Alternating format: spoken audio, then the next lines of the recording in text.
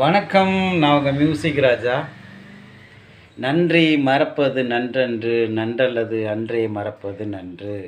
இது எல்லாரும் படிச்சிருப்போம் குறளை. ஆனால் யாரும் நம்ம ஃபாலோ பண்ண மாட்டோம்.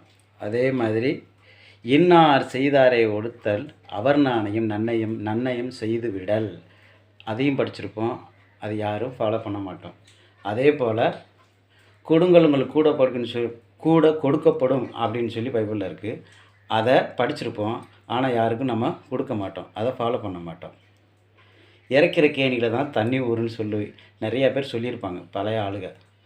ஏன்னா கொடுத்து கொடுத்து கோடீஸ்வரன் ஆனவங்க இருக்காங்க, பிசினித்தனம் பண்ணி பிச்சைக்கார போனவங்களாம் இருக்காங்க.